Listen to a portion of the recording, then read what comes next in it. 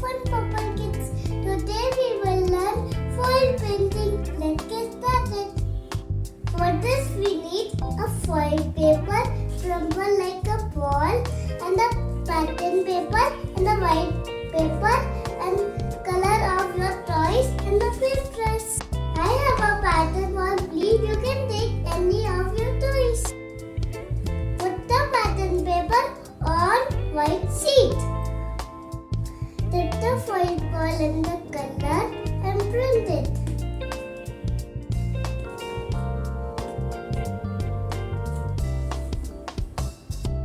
Keep on doing this.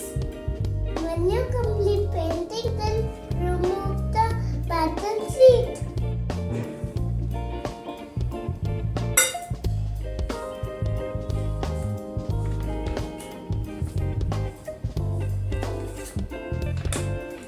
Look in the painting, how beautiful it is.